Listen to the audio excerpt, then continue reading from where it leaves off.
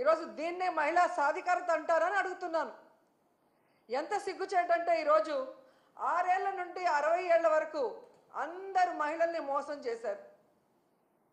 ఇదేనా మహిళా సాధికారత?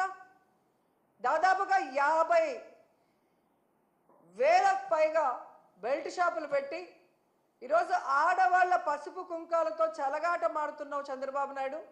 ఇదేనా మహిళా సాధికారత?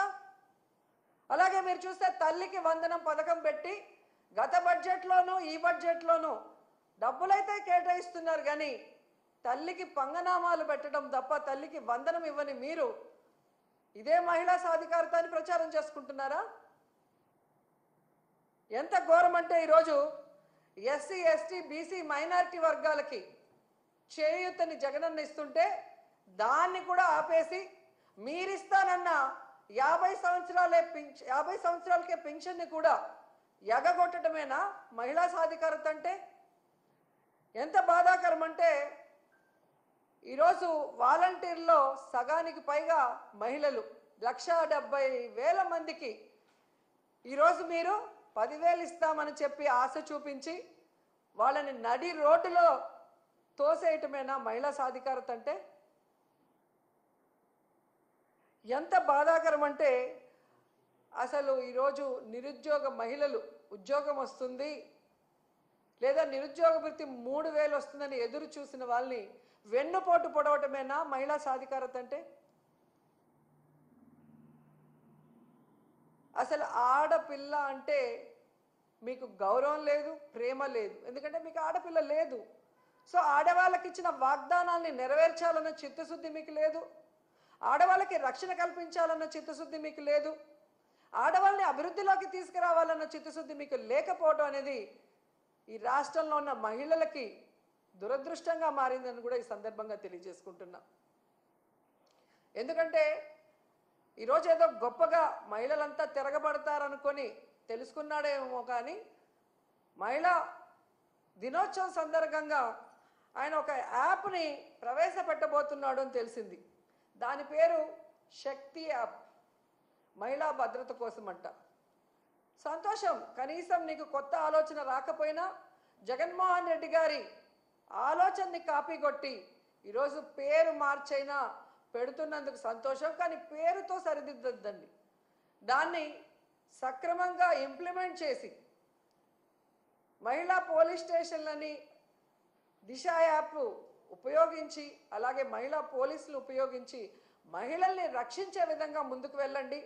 అలాగే మీరు ఏదైతే యాప్ని ఈరోజు ఇంట్రడ్యూస్ చేస్తున్నారో కేంద్రంలో రాష్ట్రంలో మీ ప్రభుత్వమే అధికారంలో ఉంది కాబట్టి దానికి చట్టబద్ధత కల్పించండి. అప్పుడే మహిళలకి పరిపూర్ణమైన భద్రత కలుగుతుందని కూడా చంద్రబాబు నాయుడుకి సూచిస్తున్నాం. ఎందుకంటే ఈరోజు మీరు చూస్తే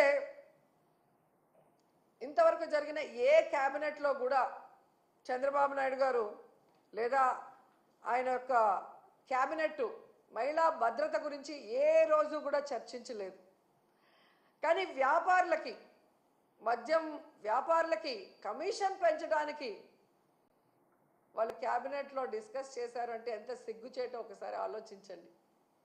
ఎందుకంటే ఈ మద్యం, గంజాయి, డ్రగ్స్ వల్లే మహిళల మీద దాడులు, మహిళల మీద రేపులు, చిన్నపిల్లల్ని సెక్షువల్ హరాస్మెంటు, ఇళ్లలో భార్యల్ని, తల్లుల్ని గృహహింసకి ఇవన్నీ కారణం గంజాయి, డ్రగ్స్, మందును విచ్చలవిడిగా ఫోన్ చేస్తే ఇంటికి డోర్ డెలివరీ చేసే దౌర్భాగ్య పరిస్థితి ఈరోజు చంద్రబాబు నాయుడు గారి ప్రభుత్వంలో ఉంది. సాక్షాత్తు ముఖ్యమంత్రి గారు ప్రాతినిధ్యం వహిస్తున్న కుప్పంలో గంజాయి సాగు ఈరోజు ఎకరాలకు ఎకరాలు జరుగుతుంది. అలాగే ఈరోజు సీఎం గారు నివాసం ఉంటున్న ఈ గుంటూరు జిల్లాలో డ్రగ్స్కి అడ్డాగా మారింది. ఇక హోంమంత్రి అనిత ఇన్ఛార్జిగా ఉన్న వైజాగ్లో ఆ చుట్టుపక్కల గంజాయి సాగు ఎలా తాగుతుంది, డ్రగ్స్కి అడ్డాగా ఎలా మారుతుంది అనేది తెలుసుకోవాలి, సిగ్గుపడాలి, వాటిని అరికట్టాలి. ఎందుకంటే వీటి వల్లే మహిళలకి భద్రత లేకుండా పోతుంది. ఫస్ట్ వీటిని అరికట్టగలిగితే మీరు మహిళలకి ఎంతో మేలు చేసిన వాళ్ళు అవుతారు. ఆ తర్వాత దిశ పోలీస్ స్టేషన్ల ద్వారా మీకు వచ్చిన వెంటనే కనుక రియాక్ట్ అయితే జగనన్న ప్రభుత్వంలో లాగా మహిళలు గుండెల మీద చేసుకొని ప్రశాంతంగా ధైర్యంగా ఉండగలరని కూడా ఈ సందర్భంగా తెలియజేసుకుంటున్నాను.